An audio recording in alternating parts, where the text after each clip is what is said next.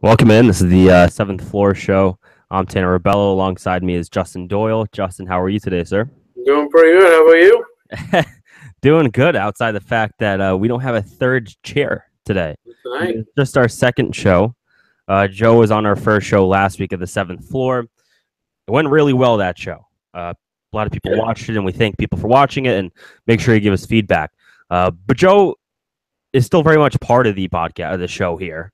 But he had a kind of an issue. He had to go in for surgery. His jaw is actually broken, so he can't really talk. He tried to come on. Like he said, I can call in and you can make a determination on whether or not I should be on the show. I'm like, no, don't worry about it. Nah, don't worry about it. You can take a timeout. We'll put you on the long-term IR, and we expect Joe to come back in October, mid-October. He should come back, so that'll be during the hockey season. So, we'll bring him back for that. We are looking for a third host right now of the Seventh Floor. A couple people we've been talking to. We might have a gentleman call in next week to the show and kind of give us a sample of what he can bring to the table and see how people think he does. Then there's another person I'm talking to as well who can come in, and I won't really disclose any names here, but it's someone who actually has some pretty deep knowledge of the Boston Bruins, the NHL, and has prior radio background, and would be a really good fit, I think, especially with Justin and I. So we'll see what happens with that. We should have more next week for that. But training camp is opening for the Boston Bruins on Thursday. Are you excited, Justin, for the big camp to open? I don't know if excited is a word I'd use, but I mean, maybe looking forward to it, just to see, the news that comes out of it. So it's nice to see, that this kid's doing this. Maybe he makes a big club, but I mean, you never know until day one, game one. So, right. But I'm looking forward to it. I don't know about excited, but considering I won't really see any of it, but I'm definitely looking forward to the news. See what some of the other big writers say about all these kids. Yeah, and obviously they're veterans. Yeah, it'll be interesting to see what happens. I think the number one storyline right now is David Pastrnak, and we're going to talk about it, and we're going to get into the nitty gritty here. And I have some pretty strong opinions on what has kind of transpired here. When you're listening to this, it'll be on a Thursday morning. It'll be Thursday of training camp opens. So there's a Wednesday night. Something could happen. Pastrnak could sign, but at the moment that we're recording this show, David Pastrnak is still unsigned as a restricted free agent. He's still in Czech. He's still in the Czech Republic, and that was according to Darren Dreger, who reported that. He's still in the Czech Republic, so even if they came to terms, even if they agreed on a contract, he's not here for tomorrow. He's not here for the opening of training camp. He'd be the first holdout, so he's going to be the first holdout or no-show under the Don Sweeney era. Even if he signed, even if the Bruins called him up yesterday, and said, hey, you know what, David? $8 million, here you go. We're done talking to you. Come in. All right, guys. Yeah, I'm still in the check. What? Still in the check? Yeah. Well, no, you're not getting $8 million. I'm sorry. You're sitting in the Czech Republic? No, you have to be here. And the fact is, the Bruins, if you were here in Boston, if Dave Pastrnak was here and his agent was negotiating, he could be sitting in a hotel room. He doesn't have to be talking to the Bruins directly. But if they're like, you know what? Give us this money. David will be there for the opening of camp. So the PR spin's good. Good PR spin. No, they can't even sell them that. Because even if they sign him to the money he wants tonight, he won't be here tomorrow. That's ridiculous to me. And I don't know if you feel the same way about this, Justin, but this greatly impacts my perception of David Pastrnak.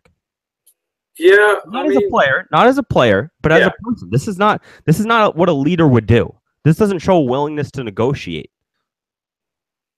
Yeah, he's kind of saying either you do it my way, you take the highway, and he's not in that situation yet. He's not. And if he's coming off of 3 70-point seasons, that's a whole new story. But he's not a one player. Not yet. Not yet, exactly. So this is what I don't get. Why, if you're David Pastrnak, a 21-year-old forward, you dropped 34 goals the previous season, why would you want an 8-year extension at $8 million per? Because in theory, for the first half of that, he would be overvalued, overpaid. And on the back half, if he truly believes, if he is sitting here and he thinks he is going to be the next Sidney Crosby, if he thinks that's his ceiling, and I know different positions, but if that's what he thinks he's going to be, why would you want to sign an 8-year deal? Because in theory, if you become that kind of player, when you're getting paid $8 million in 7 or 6 years, you're going to be vastly underpaid. So I don't get this whole talk, and it seems disingenuous to me that on one side he's saying, on this elite player, you should pay me that kind of money, and on the other side he's saying, I want a long-term deal. I want an 8-year contract. To me, it seems disingenuous. And I look at this, and it's puzzling to me that this is what's happening right now. Of the long-term contracts, I hate the Marchand contract. The Chara contract. It's too long. And then, if I sign a contract with someone for 8 years, I'm like, all right, I'm locked up for 8 years. I don't have to work with him. Right. So that's what I worry. He's a 21-year-old player. If you give him an $8 million contract, that's a ton of money for this kid. $8 million every year. Where's that incentive going to be? I just don't think it's great.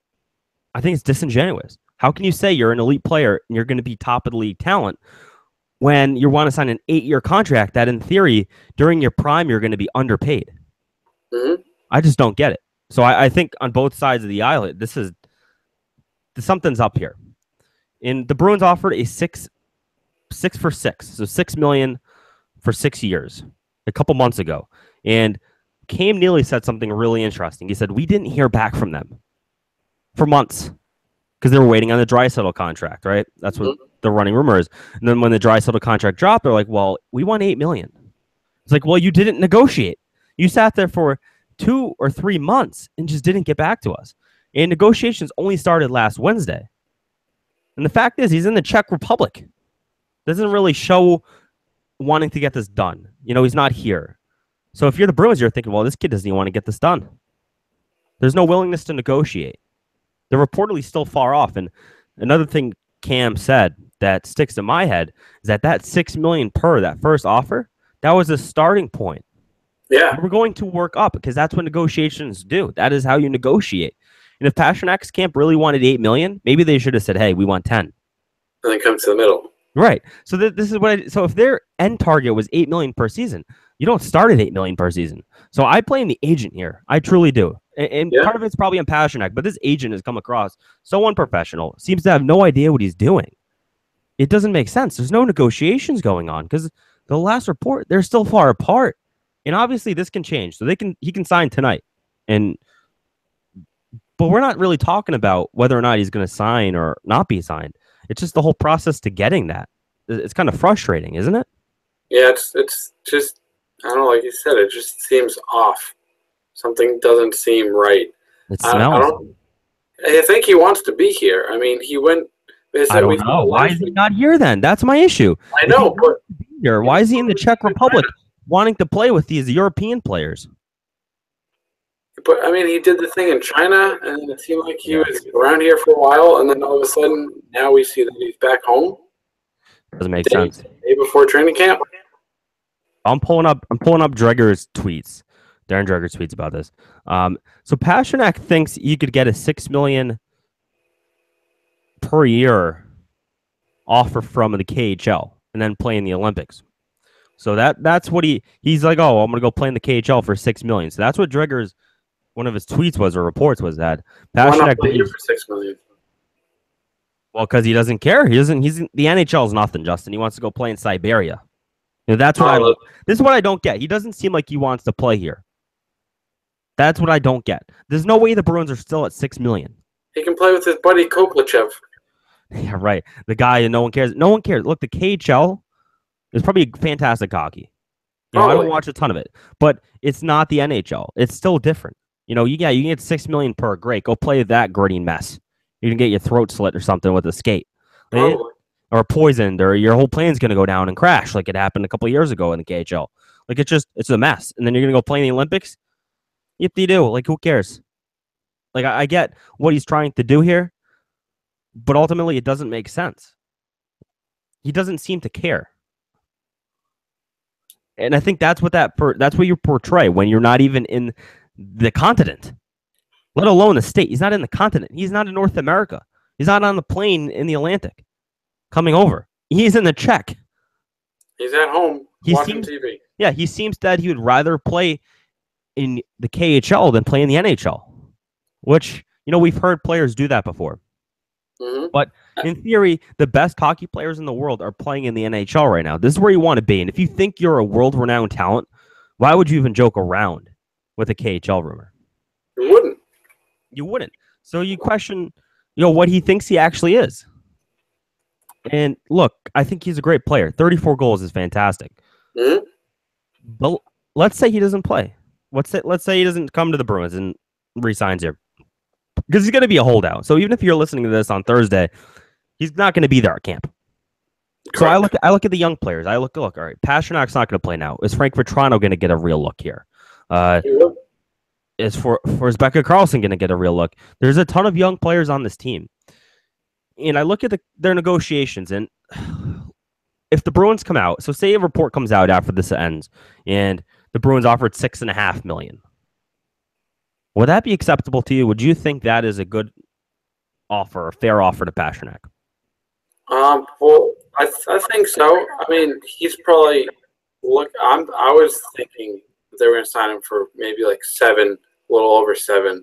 I mean, 6.5 isn't bad, but with that 6.5, you can then put incentives. I know the league doesn't really like incentive contracts, but I think it's a great idea. Like Pastrnak, you outscore another 25 goals. Here's an extra $500K. There you go. So I look at it this way. I look the Draisaitl contract. Before that contract was signed, Peter Chiarelli gave it to Draisaitl. Of course he did. Before that happened, the 6 per for 6 years, I actually thought was a fair offer for David Pastrnak. At the time, yes. At the time. But now post Draisaitl contract, I'm like, all right, if they're really valuing him at 8, I look at Pastrnak, and he's not that far behind Draisaitl in terms of talent, but Draisaitl is being overpaid. So that doesn't mean we have to overpay David Pastrnak. So if I'm the Bruins, I'm like, all right, 6.5, $7 million now. That's kind of where I want to sit. Maybe 7.2 if it's an 8-year deal, because I wouldn't mind paying him $8 million towards the back end of that contract. I wouldn't mind backloading the contract knowing that he's going to be in his prime. But, I look at it now, and I'm thinking, well, if the Bruins have to be very careful here, because say this could go 2 ways for them. They could sign him, and they could kind of constrict themselves for re-signing Carlo and McAvoy and all those guys down the road, because in theory, they've drafted very well, right? Yeah, definitely. And then you're going to have to pay these guys as they come up, and they're going to be good players in theory, and you're going to have to pay them a good amount of money. And obviously, contracts will move off the books, but you still have a lot of long-term deals on the roster. So signing Pastrnak to an $8 million contract, now you have the room for it. You have $10 million, but what's the cap going to look like next year, the year after that? And how does that constrict you? And if you can't really buy into one season, you're going to be very hesitant to offer him an $8 million per year. It's a tough situation. But if you don't pay him, on the flip side of that, if you don't pay him what he thinks he's valued at, some young players around the league might say, I'm not going to Boston. They're not going to pay me. So it's tough. It's a tough road that the Boston Bruins are on. But I think they should stay strong here. Even if they're negotiating right now, do not pay him $8 million per. This guy is sitting in the Czech Republic. He does not give a shit. He's not here. And I don't get why. If there's a legit reason, like if someone's sick in his family or something happened, okay, that's fine. But if he's truly just sitting at home in the Czech, come on, man. Like, that doesn't show willingness to negotiate. If he was here and you're the Boston Bruins, maybe you give him a little bit more money. But the fact that he's in the Czech, that must really make the team mad. And I think that it was mishandled by the Pastrnak side. But then again, we might just be hearing all the Bruins PR spin. Which, that could be true. You never know anymore. And like you said, it could be the agent. Maybe the agent was like, stay home. It'll help us in negotiations. But the Drager comments were interesting. Because for the Drager tweets here, one of them I felt, saying $6 million in the KHL, I thought that was kind of positive towards Pastrnak camp. Like, that was kind of a leak from his agent. But then when you say he's still in the Czech Republic, was that a leak from me? I don't know who would have wanted that out there. Because if you're the agent, maybe you don't want that out there. But if you're the Bruins, you probably do. It's weird. It's a weird situation we're in right now. Um, look, if he's here tomorrow, in terms of that contract is signed, great. You definitely need him in terms of competing this season. Long term, I'm not sure because I still think he has some skating issues. I still think he needs to work on that. I think he's very fast. He's incredibly fast, but I think there needs to be more skill to the way he skates, if that makes sense. I think he's sometimes like a bullet down the ice and doesn't really control himself very well. So I think there's still some development. He's 21 years old. Yeah, he's really young. So there's so much that can happen and so much growth that can occur with David Pastrnak. So that's why I look at it. You got 1 year of 34 goals. Great. It was a very good year for him. What's he going to do next year? The year after that? 22, 23 years old. Is there going to be continued growth from him? I'm not sure. Because the way you're getting the vibe right now in terms of the way negotiations have happened, the fact that he's still in a Czech, the fact that he wants to skate with European teams, I'm not sure he wants to be in the NHL. He doesn't seem to resonate that kind of frequency that he wants to be here, wants to play in this league. Because if he wanted to play in the NHL that bad, you would have heard rumors that other teams were interested. They were trying to trade for him. You would have heard stuff like that. Mm-hmm. But we didn't. We really heard, no, the KHL is a route for him. Great, go play in the KHL, buddy. I don't care. I think the Bruins will be fine without him because that doesn't send a strong message as a leader to me. And if you're going to pay him $8 million per season, some guys in the locker room might be like, "Wow, you gave that guy $8 million per season." Now, not a very good locker room guy here. Kind of a diva. That's the vibe I'm getting from him right now, and that's unfortunate because I actually thought he was a good kid. Yeah, and he might be a good kid, but the way this has come across and whether or not it's on his agent or something like that, just isn't the good look. But they do need to re-sign him. If you're the Bruins, you can't really afford to not re-sign him. I know I'm kind of contradicting myself a little bit, but if you're the Bruins, you actually do have to re-sign him. You need the offense. Yeah, you do. For this season, you need the offense. And look, this is Bruce Cassidy's first full season as head coach. Cam Neely, Don Sweeney, they're on thin ice with ownership. You have to make the playoffs. There's that directive. You have to make the playoffs from ownership. So you can't afford to lose him for this year. Long term, I think, yeah, okay, you could. That's why I think a bridge gap makes sense for a deal. Mm-hmm. But you can't afford to lose him because if say you lose him, your owners are going to be like, wow, you lost another one of our young, skilled players. Fans generally are going to be siding with Pastrnak. Like, wow, you lost another one, just like Sagan, just like Joe Thornton, just like all those guys, Dougie Hamilton, Phil Kessel. So you're going to look at these. They can't afford to. They could deal with the PR, but they might lose their jobs if they don't re-sign him. Because say they don't have Pastrnak, and say he would have scored 40 goals if he played. They don't have a choice. They really don't here because they need to win this year, and as well as building a team for the future. And he's supposed to be one of the center points of it. Everybody, yeah. Everybody could tomorrow. This could be old. The take could be stale. But they actually have to sign him, and I think he knows he's in that position. But if you're the Bruins, you're pissed off at this guy. Oh, definitely. And you have the right to. But the thing is, we don't know what the Bruins are offering right now. What if they're not? What if they haven't budged from $6 million? What if they're like, nope, $6 million. That's all we're giving you. We don't know. They're not giving us anything. But what if that's what they're doing? What if that? I know Cam publicly said that's not the case. What if they were at $6 million or just north of $6 million? What if they haven't come up that much? Then I think Pastrnak. I wouldn't say he's 100% right, but he has a little bit of right to be kind of angry. Maybe that's why he is staying home. Prove point. That's my kind of perception is that as well. If they're not willing, but on the flip side of that, if the agent keeps on coming back, no $8 million, no $8 million, no $8 million, and then if the Bruins are like, what are we negotiating with ourselves? We can't come up till you come down. We've come up to $6.2 million. You have to come down a little bit because we're not negotiating with ourselves here. Exactly. So it's a failure in negotiations. Maybe by the Bruins too. We don't really know what's going on with that, but it seems like the agent and Pastrnak has really shown an unwillingness to come to the table and really get a deal done here because he's not going to be there for camp open. And the message that sends to the locker room is not a good one because remember when they traded Johnny Boychuk, after that season kind of took off, they didn't play very well. They missed the playoffs. And then you talk to some of the guys in the locker room, and they were like, yeah, we didn't think that they wanted us to win this year. That was the message they were sending with that trade.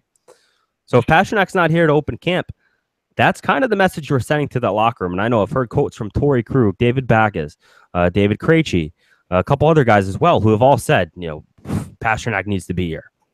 They were like, we really need him in terms of this team. So if he's not there for camp, he's not going to be there for camp open. That's actually a fact. Mm-hmm. He's not going to be there.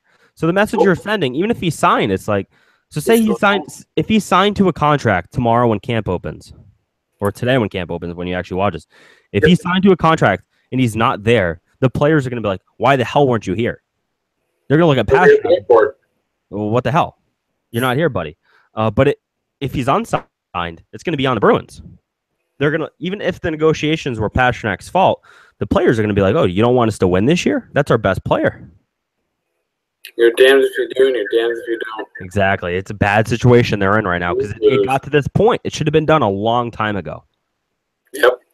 But now we're sitting here, we're talking about it, and still talking about it. And we will continue to talk about it. It's the biggest story with this Boston Bruins team. If they don't open camp, he's not going to be there. If he's not signed, it's just going to be a mess. And I saw a couple people on Facebook commenting one of our posts. They were saying, "Oh, this is a non-story. Players don't show up to camp unless they're signed to a contract," which is true. But the guy's in the Czech Republic. Yeah, he's not even. That's a little bit different. He's just not here. He's not even in the country. He's not in the zip code. He's not in the continent. He's not on this hemisphere. He's not even close to being ready to report for camp. In fact, if he actually signed tomorrow, I doubt he would be here until Monday in terms of actually playing or being ready to skate with the team. It's just a mess, man. It is just a mess with that. And I do blame him a lot, especially for being there. You're not going to get a deal done when you're all the way across the world in a different time zone. Just imagine trying to negotiate with that.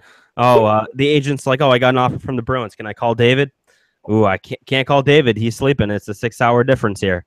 Oh, can I call David now? Oh, no, can't. Like, it's just the David gets the voicemail. It's like, I'll call the agent. Oh, it's 1 a.m. there. It's just the delay in that. I know we're a connected world, but it's just bad.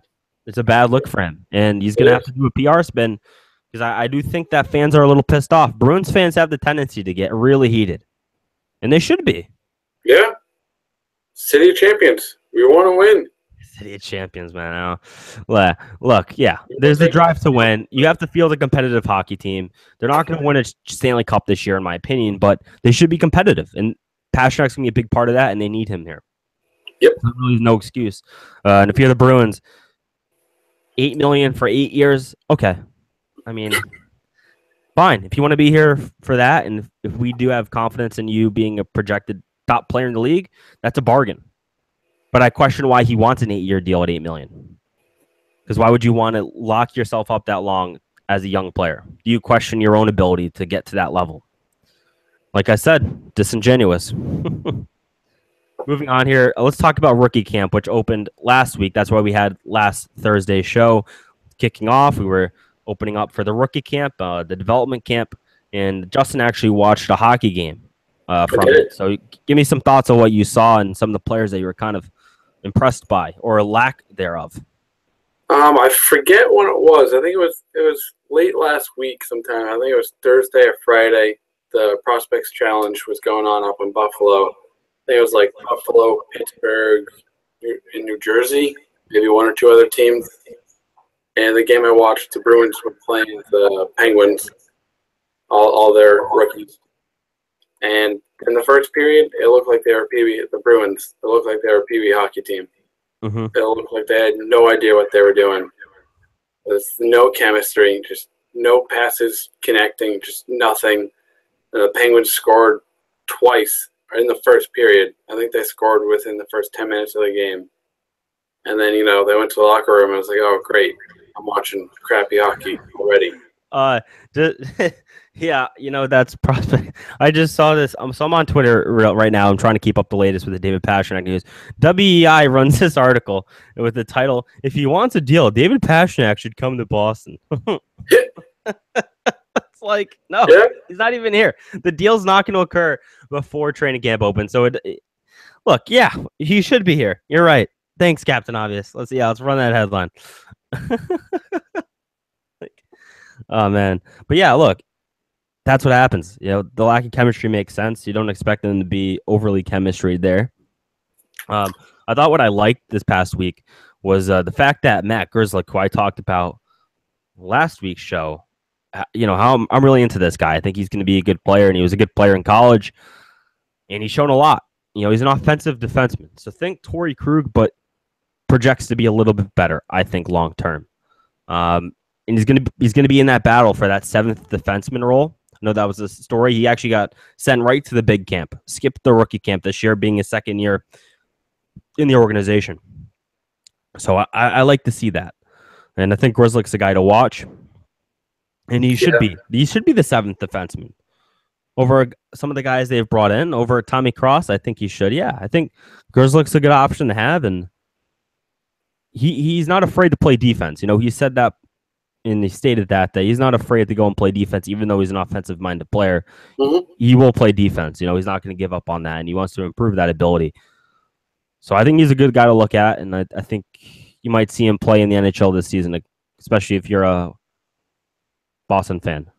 That's something definitely to watch out for, Matt Grzelcyk. But I don't think you should read too much into the prospects challenge. You see anybody that really blew your socks off there? I think you watched probably the worst game. From their entire thing, because they actually had a couple good games as well up there. Well, I mean, the second and third period of that game was a lot better. I believe they came back and won in overtime. A lot of the guys actually didn't even recognize their names, but the one guy that really stood out for me was Jeremy Lauzon. Yeah. Jeremy Lauzon. Zon. His brother is actually on the Penguins, so it was really confusing because, they happen to always be on this ice at the same time. But it seemed like the Lauzon on the Bruins was always involved in the play. Like I think he had one or two. He had at least one assist, probably more. I might have missed a couple, but he really impressed me. I think he's a defenseman. I'm pretty sure he's a defenseman. Lauzon is a defenseman. Yeah, he's the player that had that gruesome injury 2 years back, I believe. The neck injury. Right, the neck injury. And he's battled back, and he's had a resurgence, and he's kind of gotten back to closer to what he was prior to the injury. Yeah, I mean, it's a good story. He's a good story to follow, and I think he'll be in Providence for this entirety of this season. But probably he is a guy to watch out for sure. He's been a name to watch out for a while now in the Bruins system. He'll be top 4 down in Providence, definitely, though. Yeah, he should be. And if he's not, that would kind of be an issue. So moving on here, talking about Ryan Spooner, actually. And we weren't going to talk about Spoons, but I think it's actually important. So I'm actually reading a quote right now that he gave to Joe Haggerty. Basically, he put on 10 pounds of muscle. And he said, "I looked at my game and I wasn't happy. And you know what? I looked at your game too, Ryan, and I wasn't happy either." So this is a guy they've kind of messed with. Chloe didn't really like him. He kind of buried him. He's centerman by nature. They tried to throw him out on a wing, but didn't work. Never really looked truly comfortable at the wing, which I thought was kind of perplexing because he's kind of a fast, shifty kind of player. But adding 10 pounds of muscles, that's a good start. Getting in shape is key. And this is a player who this could be his last time with the Bruins. This could be his last shot here. He actually said in this interview with Haggerty that he's actually looked at some of the media stuff and wasn't really sure if he was going to be back. That was one of the things. So he's up to 192 pounds. It's the heaviest he's ever been in his pro hockey career. So that's great. He's going to be in shape, and hopefully he can play. Because if this guy can play for you, if he's the best third-line center in the league, let's say he could be that. Who knows? Because where he's going to play, where his back is going to play. Because that's really the question when you talk about Ryan Spooner. Is Spooner going to be your third-line center, or is it going to be David Backes, or is it going to be David Krejci? So who knows how that's going to really manipulate here and kind of pan out. But Spooner is a guy who can break out. We've been talking about every year, and he gets a year older, and he hasn't done it yet.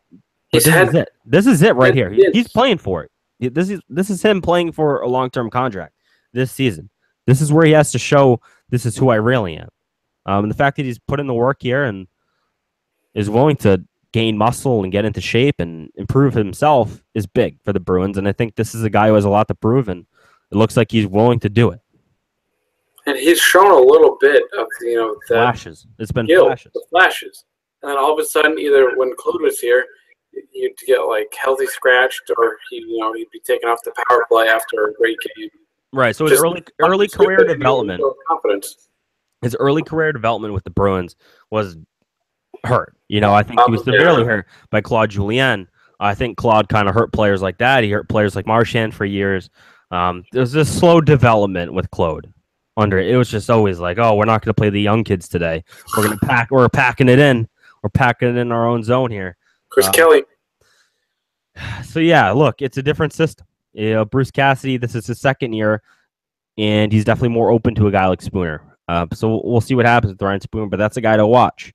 Moving on here, continuing to talk about this team and what we're looking for in camp. We're going to go through offensive, defensive, and goaltending and pick out key players that we're looking for at training camp and what we think they could do this season. So, Justin, give me a forward that you're looking at right now who you think is a really key person to watch in training camp. Are we going rookies, veterans, anyone? Anybody in the big camp, because, last week we talked more about the rookies. This week we're talking about anybody in camp. So it could be a rookie, but think everybody. I think it's Frank Vatrano. I think he's that dark horse. I mean, he's kind of in that similar situation as Spooner. He's shown flashes of that amazing skill that he's got. He's fast. He's smart. He's got a fantastic shot, but he needs like a Krejci, like someone that passes the puck. He's the goal scorer. He doesn't, create the goals. He needs someone to put that puck on his stick. Maybe Spooner gaining some pounds. Maybe working on the corners more with that muscle. Maybe throw him on the line again with Spooner. Maybe they grow more chemistry during camp. I don't know. We'll see. But I think Vatrano's the guy to watch because he's kind of an unknown right now. Because he's kind of been up and down the system. Right. Yeah. Vatrano's a good pick. He had that injury last season that really hindered his development there. So, he's going to be healthy here, and we'll see what he gives and what kind of shot he has. And he could definitely be in the top 6 this year for the Boston Bruins, and certainly should be with the talent that he showed 2 years ago. I was really impressed with what I saw 2 years ago. I thought he had a legit shot to be a breakout star. The injury last year will cut him a break. This year, this is where he has to go and show it, and he has to remain healthy. Looking kind of at the roster for myself for a forward, Vatrano's a good pick, but I'm looking at Matt Bolesky or David Krejci. So I'm not picking one specifically, but look at Bolesky. He came off a career year with Anaheim, then he came to Boston for the last 2 seasons and got overpaid and don't like the contract, obviously, but really underperformed. It's tough to expect a lot from him, but I kind of look at Matt Bolesky and I'm like, come on, dude. Let's go, man. Let's at least score 20 goals this year. So that's what I'm looking at of Matt Bolesky. I'm looking for a good training camp, and ultimately he should be a third-line guy on this team. I know they're paying him like a top 6 forward, but if he's on the third line, he gives you anywhere, 20, 22 goals. I'd feel very confident in that. That'd be a win for me. So I think he's going to be key. I look at David Krejci, and, I think they needed a power forward for him. Maybe Vatrano could be a good fit there. We'll see where they plug in Pastrnak when and ultimately he's on the team. But with Krejci, they're paying him the most on the team, $7.25 million this season. That's a ton of money. You can't really look at it and blame the player when a contract like that's handed out by Peter Chiarelli. But look, man, his hip, we know it's not good. We get that. But we need to see the assists. We need to see him actually be a second center on the team behind Patrice Bergeron. Because I look at Krejci and I say, you know what, if you're not performing, we're going to jump you down to that third line, and we're going to give David Backes that second line center position, because I think Backes is going to be a better fit for that if we see the same Krejci that we saw last year. So I think Krejci is really just not what he used to be, and I think it's foolish to expect that out of him. So I think if he's on your third line center, And granted, the minutes are going to be relatively the same, but drop him down in minutes, put him in a better situation, give him slower players to play with, and maybe you'll see a spark from him. I'm not sure if that's going to happen. I'm not sure what the players would be on his wing, but he just has not clicked in a long time. And part of it's the injury, but I think it's also the situation they've put him in. I think, Lucic not being there. Aginla was really good with David Krejci. So those are the kind of players you needed on this team. They don't have the right personnel. Bolesky should be. In theory, Bolesky is, but is it going to happen? Is he going to break out with it? I'm not sure. But I think Bolesky is I think they should get a real look. And maybe that's why I say maybe a second line for David Krejci might be a little too high, because if you're running him with Matt Bolesky, maybe you don't want to really put a Pastrnak on that wing just because you want to keep those top six legit. Maybe you have Krejci playing in limited minutes with a Bolesky and see if that works. And if it works really well, all right, let's build him up and then we'll bump back up to that second line. But I think that's something you have to kind of do and kind of click and plug. And when it clicks for Krejci, it clicks. Oh, yeah. Just we have to see if that'll happen. And I know it'd be tough to have a $7.25 million player in your third line, but nothing long-term with it. I just think you need to click and plug until you find the right wing for him, because you owe him that. You do owe him that if you're the Bruins. And if you're paying him that much money, you want to see that succeed. You want to see it click. So we'll see if they end up doing that or some form of that. But they can't put a fast guy up with Krejci. It just doesn't work. We've seen it time and time again. It does not work at all.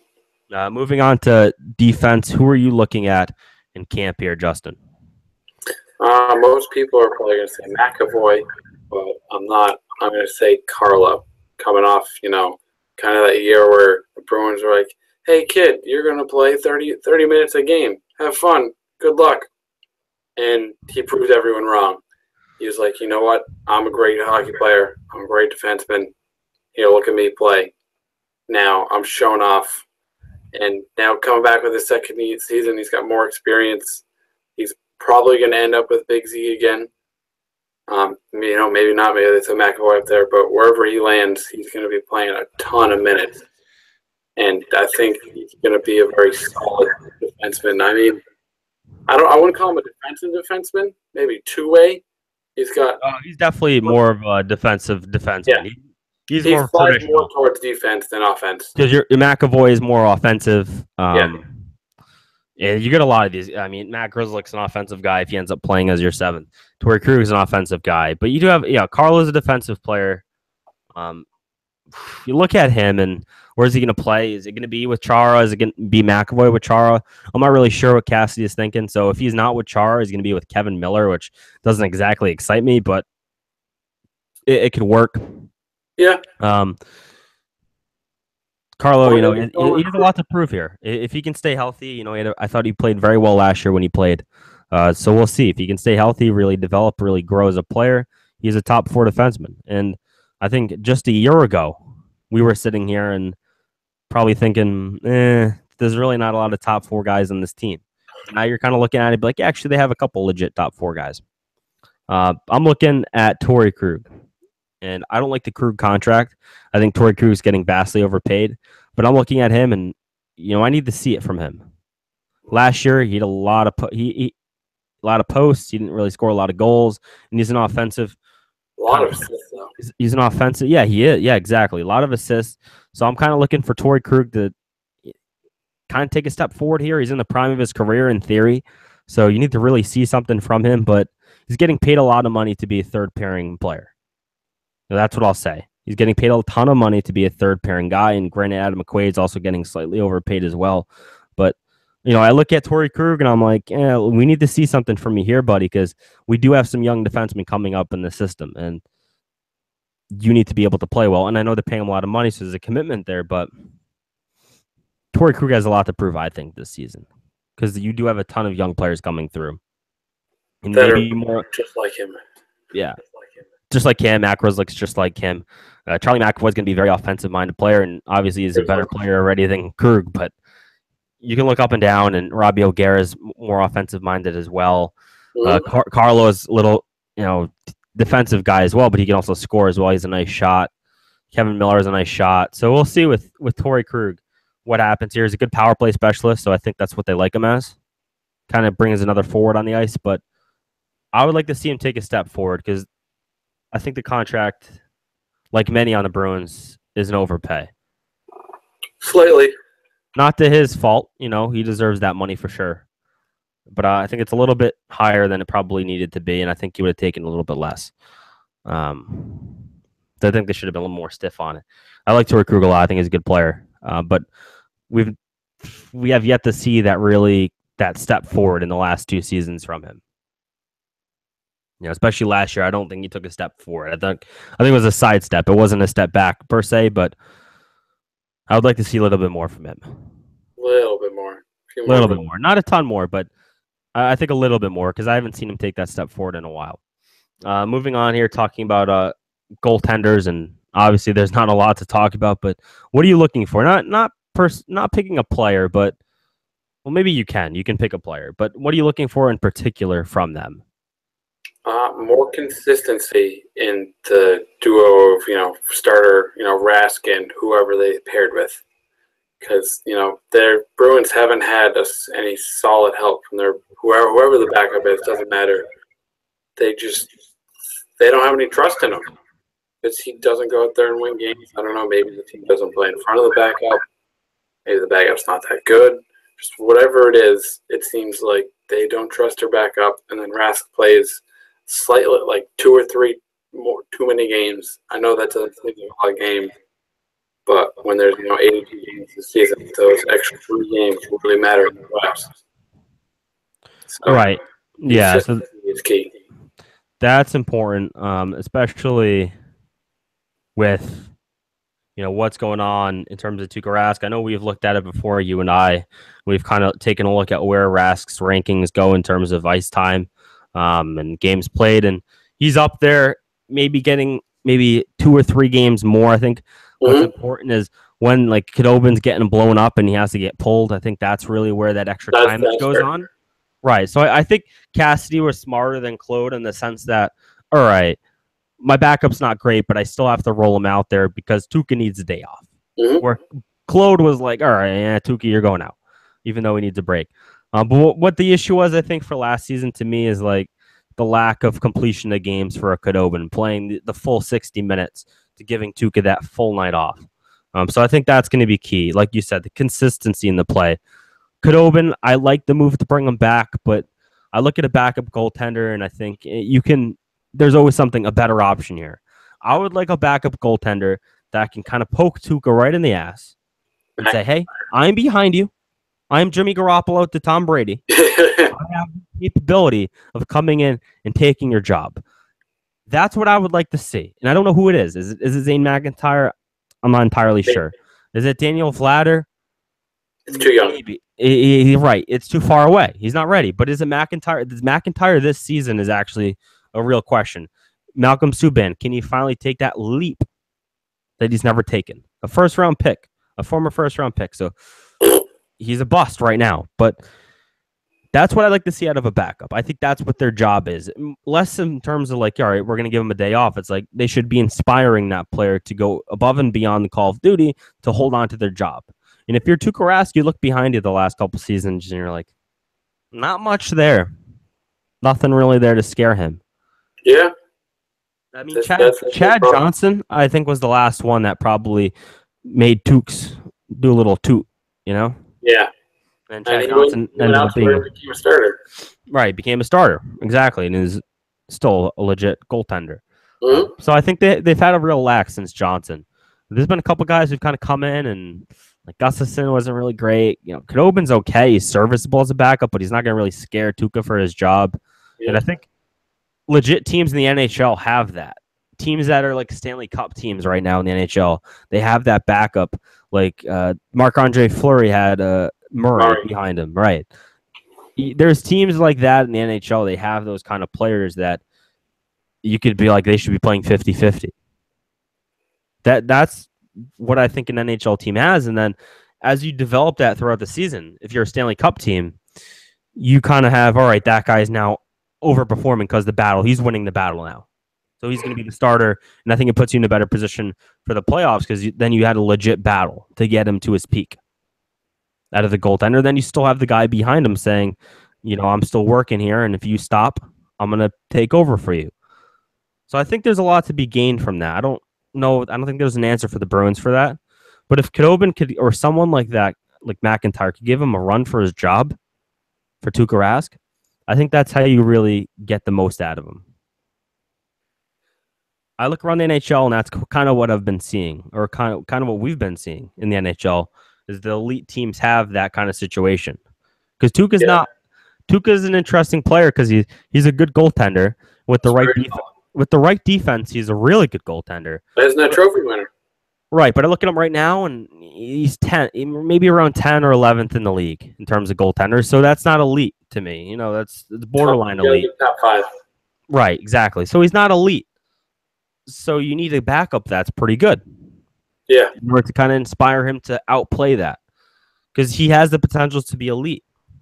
He was at one point. Maybe that contract gave him less incentives to do so. Sure. But we'll see what happens with him. Because I think Tuukka Rask could use a little poke. He's had job security for quite some time. So we'll see if that happens. As of the finishing of the recording of this show, David Pastrnak is still not a re-signed player of the Boston Bruins. He might be when this show releases. That could happen. We never know. Who knows? We'll see what happens.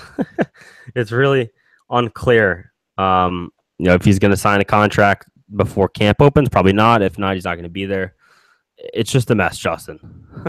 It's a mess. I mean, you want to have positivity going into camp, and I think if you're a Bruins fan, you're just sitting there like, oh my, not again. It's not even I don't even think it's the Bruins' fault this time around, but it's just a mess. Big mess. Yeah, so we'll be back next week. Make sure to follow us on Twitter at Trifecta Network. Follow Justin and myself as well. Make sure to check out the website, trifectanetwork.com, for the latest Boston Bruins news and content. If David Pastrnak and when he signs with the Boston Bruins or makes some kind of a decision on that, you can definitely find the latest on there. Not sure if we're going to have like an emergency show or not, if it happens at some point later in the week. Maybe, I don't know. But you'll definitely hear it from us, and we'll be back next week with potentially a third host. So that's kind of exciting. Wish Joe the best of luck and a quick and speedy recovery. I hope so. Yeah. Yeah, definitely. Have a great day, and hopefully everyone can enjoy the start of camp, because I know we will, even if David Pastrnak isn't there.